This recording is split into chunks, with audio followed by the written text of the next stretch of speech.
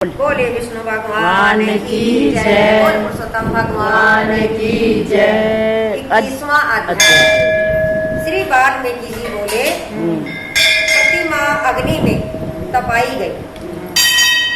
अंत उन मूर्तियों की सर्वप्रथम प्राण प्रतिष्ठा की, अन्यथा धातु निर्मित वह प्रतिमा केवल धातु है, बिना प्रतिष्ठा करे सोना जैसे पहले था वैसा ही मूर्ति होने पर भी रहता है। प्राण प्रतिष्ठा कर पुरुषोत्तम भगवान का ध्यान करें। शांत स्वरूप शील कमल के समान श्याम हृदय में लक्ष्मी का निवास, तीन जगह से टेढ़े देखने वाले श्री पुरुषोत्तम श्री राधा जी के साथ विराजमान रहे हैं। ध्यान करने के बाद देश काल तिथि आदि बोलते हुए संकल्प करके वाणी व मन को शुद्ध कर 16 उपचारों द्वारा पुरुषोत्तम भगवान का पूजन करें। अलग अलग मंत्र बोलकर आहार आदि करें। इस तरह पुरुषोत्तम मास आने पर इस मनुष्य देही से जो राधा के साथ नवीन मेघ समान श्याम श्री कृष्ण भगवान का भक्ति पूर्वक नित्य प्रति पूजन करता है तथा विष्णु भक्त गुरु को मानता है, वही पुरुष इस लोक में अखंड सुख पाकर के गोलोक में जाता है। बोले विष्णु भगवान की जय। पुरुषोत्तम भगवान बोल पुरुषोत्तम भगवान की जय। बोल लक्ष्मीपति भगवान की जय। 22वां अध्याय। आज 22वां अध्याय है। राजा बोले, हे तपोधन, पुरुषोत्तम मास के व्रत नियम कही। पुरुषोत्तम मास में कौन सा व्रत किया जाए और क्या क्या नियम लिया जाए। श्री नारायण भगवान बोले, राजा दृढ़दमना ने वाल्मीकि मुनि से पुरुषों के कल्याण के लिए जो प्रश्न किया वही तुमको मैं सुनाता हूँ। श्री वाल्मीकि जी ने कहा, हे राजन, इस पुरुषोत्तम मास में हवन, अन्न, खीर अथवा गेहूं, चावल, सब प्रकार के मूंग, जो तिल, मटर, समा, सोखिया, निवार, जिवार, अदरक, ककोल, कंद, मूल, ककड़ी, केड़ा, सेंधा या समुद्री, नमक, दही, मक्खन, पनीर, आम, अरहर, पीपल, जीरा, सौंठ, इमली, सुपारी, आंवला, गुड़, खांड, अन्न, जो तेल में न पकाया हो उसे कहते हैं। इस प्रकार बना भोजन खाने को उपवास के समान विद्यमान कहते हैं। ये सब चीज तेल में न पकाकर फिर खाए तो ये विद्वान लोग कहते हैं। उपवास करना।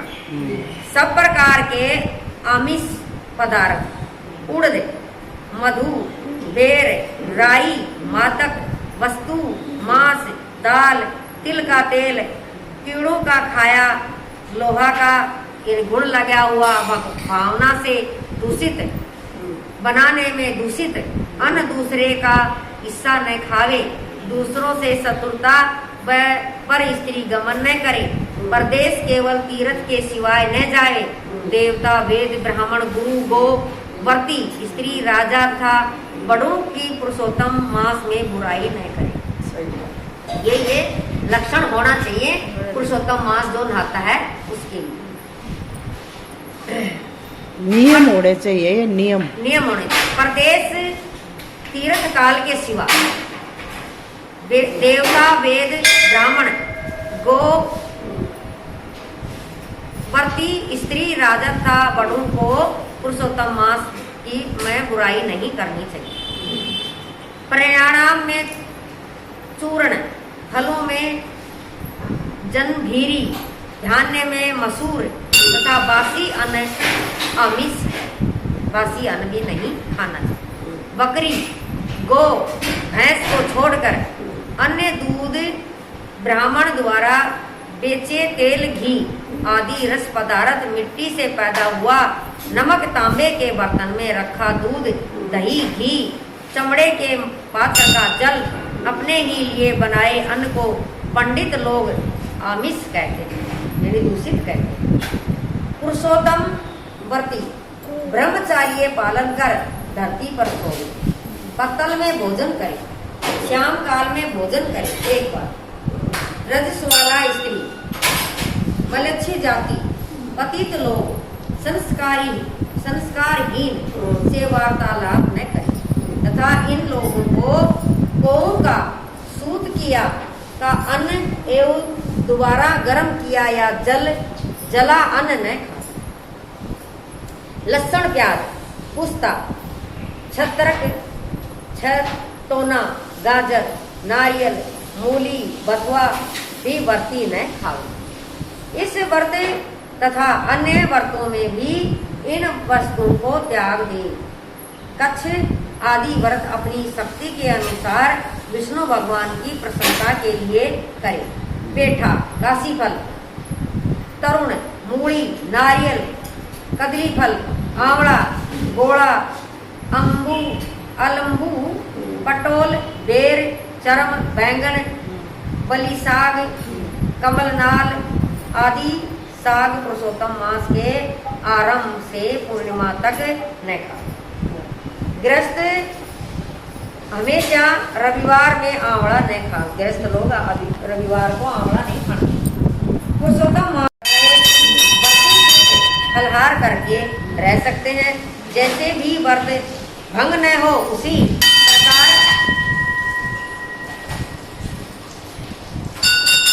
काम करें।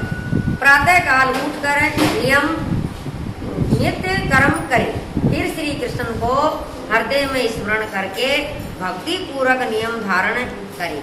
उपवास रहना, रात्रि भोजन, एक समय कभी भी भोजन का निश्चय करके व्रत आरंभ करें। श्रीमद् भागवत की कथा इस मास में सुने। इसके पुण्य को ब्रह्मा की नहीं कह सकते हैं। जय हो मेरे पुरुषोत्तम मास की। श्री पुरुषोत्तम मास में लाख दल तुलसी से सालिग्राम भगवान का पूजन करें। लाख दल तुलसी का पत्ता से सालिग्राम भगवान की पूजा करें। उसका पुण्य है कहे हुए नियमानुसार व्रत करने वाले पुरुष को देखकर यमदूत इस प्रकार भागते हैं जिस प्रकार सिंह को देखकर हाथी भागते हैं। इस मास का व्रत हे राजन सैकड़ों यज्ञों से श्रेष्ठ है। पृथ्वी में जितने तीर्थ क्षेत्र हैं वह देवताओं सहित व्रती मनुष्य के शरीर में निवास करते हैं। खोटे सपन, दरिद्रता, काया, मन, वाणी के खोटे कर्म पुरुषोत्तम व्रती के नष्ट हो जाते हैं। हरि भक्त जब निश्चल होकर पुरुषोत्तम की सेवा में होते हैं तब इंद्रादि देवता पुरुषोत्तम की प्रसन्नता के लिए उनकी रक्षा करते हैं। पुरुषोत्तम व्रती जहाँ भी रहते हैं वहाँ भूत प्रेत पिशाच उनके सामने नहीं ठहरते। इसीलिए विष्णु भगवान कहते हैं कि पुरुषोत्तम मास में जो भी व्रत, दान, पुण्य, फल, तीर्थ जो भी किया जाता है वह सबसे श्रेष्ठ उत्तम फल। बोले विष्णु भगवान की जय।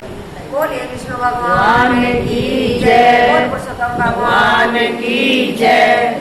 23वां अध्याय। राजा बोले, हे मुनि श्रेष्ठ, पुरुषोत्तम मास में दीपदान का फल क्या है, कृपा करके कहिए। वाल्मीकि बोले, हे राजन, जिस पाप नाशनी कथा सुनने से 5 प्रकार के पाप दूर हो जाते हैं उसे सुनो। सौभाग्य नगर में सत्यवक्ता, बुद्धिमान, पराक्रमी चित्रभाऊ नाम के प्रसिद्ध राजा हुए हैं। वह राजा सहनशील, सब धर्मों के जानने वाले, शीलवान, रूपवान, दयालु, ब्राह्मण, भगवत चरित्र सुनने वाले, अपनी स्त्री से प्रेम करने वाले, पशु पक्षी, हाथी, घोड़ा, रथ एवं पैदल सेना वाले तथा धन धान युक्त थे। अपनी रानी के साथ युक्त राजा पृथ्वी का शासन कर रहे। वह श्री कृष्ण के अतिरिक्त और देवताओं को नहीं मानते। एक दिन चित्रबाहु ने दूर से आते हुए मुनि श्रेष्ठ अगस्त जी को देखा।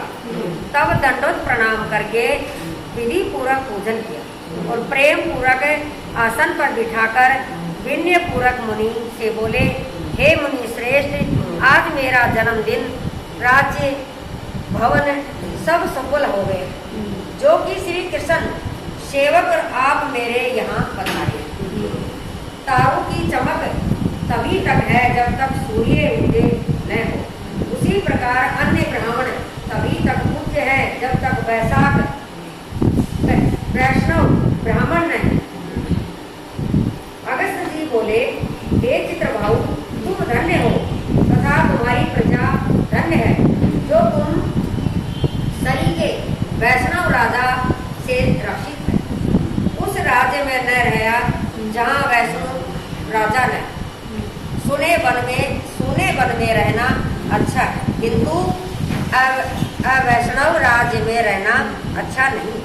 भले आदमी उसी ही राजा को कहते हैं जो श्री कृष्ण के चर का आश्रय हो, उसके ही राज्य में प्रजा जन सुखी होते हैं। हे राजन, आज मेरे नेत्र सफल हुए जो तुमको देखा, तथा वाणी सफल हुई जो तुम्हारे से बातचीत थी। इस राज्य का आप पालन करिए, ये मेरी आज्ञा है, मैं जाता हूँ। नारायण भगवान बोले। इस प्रकार कहकर जब अगस्त ऋषि जाने को तैयार होने लगे, तब पतिव्रता रानी से आकर उन्हें भक्ति पूर्वक प्रणाम किया। अगस्त जी बोले, सौभाग्यवती को इस प्रकार आशीर्वाद दिया। मुनि को सिर झुकाकर हाथ जोड़कर उन्हें चित्र बाहु बोले, हे मेरे पास अटूट संपत्ति, अकंठ राज्य, पतिव्रता, आज्ञाकारिणी स्त्री किस पुण्य से प्राप्त हुई? श्री नारायण भगवान बोले, जब राजा ने इस प्रकार मुनि से निवेदन किया, तब मुनि एकाग्र मन से ध्यान कर बोले। अगस्त जी बोले, मैंने तुम्हारे पूर्व जन्म का सब चरित्र जान लिया है, वह सब इतिहास तुमसे कहता हूँ, सुनो। चमत्कार नामक नगर में तुम शूद्र जाति में मणिग्रीव नाम से प्रसिद्ध थे और जीव हिंसा करने में लगे रहते। नास्तिक, दुष्ट स्वभाव, पराई स्त्रियों को छीनना, किए हुए उपकार को न मानने वाले, शिष्टाचार रहित तुम स्वभाव से ही थे। और जो इस समय यह स्त्री है, वह पूरे जन्म में मन वचन कर्म से पति प्रयाणा तुम्हारी स्त्री थी। पाप कर्म के कारण तुम्हें भाई बंधु ने जाति से अलग कर दिया। राजा ने भी इसी अपराध के कारण तुम्हारा धन छीन लिया, और जो बाकी कुछ बचा धन वह जाति के भाइयों ने छीन लिया। इस प्रकार धन नष्ट होने पर तुम्हारी पुण्य बहुत धन पाने की इच्छा हुई। धन नाश होने पर भी इस सती ने तुमको नहीं छोड़ा, किंतु अन्य जनों से तिरस्कार होने के कारण तुम नगर छोड़कर वन में चले गए। वन में जीवों को मारकर अपना गुजारा करने लगे। हे राजन, उस समय भी पत्नी तुम्हारे साथ ही थी। एक समय मणिग्रीव धनुष बाण लेकर वन में शिकार की खोज में गए, जहाँ पर बहुत से मृग आदि पशु रहते। उसी मनुष्यहीन जंगल में रास्ता भूले एक महायोगी उपदेशी जी अत्यंत बुराए हुए घूम रहे थे।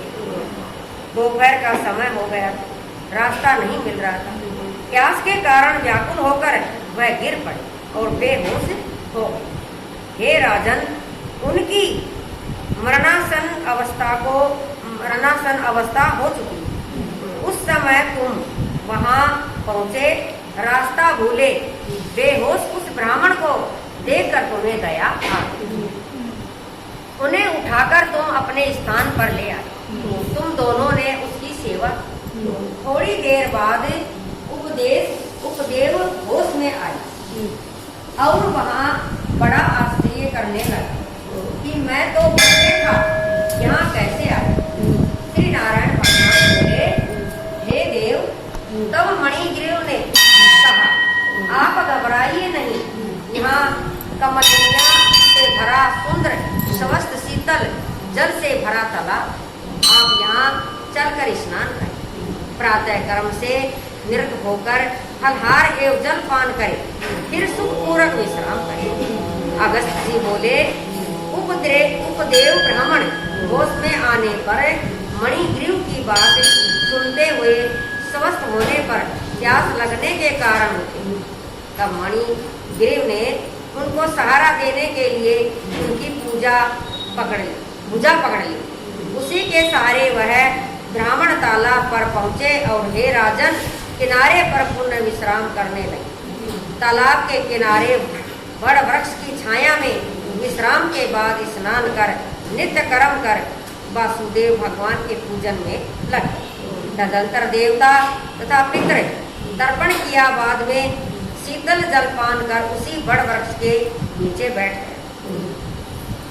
तभी स्त्री के साथ मणिग्रीव ने आकर मुनि को प्रणाम किया तथा उसका सत्कार किया और मणिग्रीव बोला, हे राजन, हमें उद्धार करने के लिए आज आप यहाँ पधारे, हमारा उद्धार करने के लिए आज आप पधारे।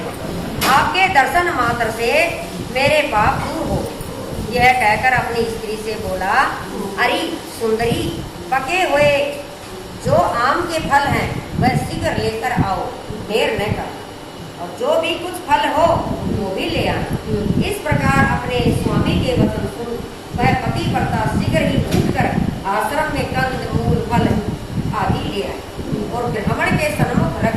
मणिग्रीव बोला, हे श्रेष्ठ मुनि जी, इस फलों को स्वीकार करें तथा हम दोनों पर कृपा करें।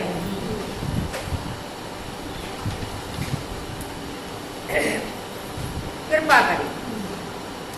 उपदेव जी बोले, हे भले आदमी, मैं तुमको नहीं जानता, तुम कौन हो, अपना परिचय दीजिए।